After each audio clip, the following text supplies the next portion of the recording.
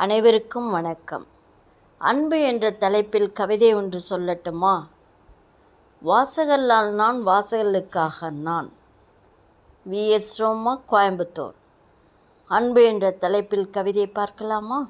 அன்பு. அன்பு அனைவரையும் ஈர்க்கும். அன்பு அகிலத்தை ஆளும். அன்புக்கு அதிகாரம், அடக்குமுறை தெரியாது. அன்பு அனைவரையும் அமைதிப்படச் செய்யும். அன்பு இருந்தால் போட்டி பொறாமை இருக்காது. அன்பு இருந்தால் சண்டை சச்சரவுகள் இருக்காது.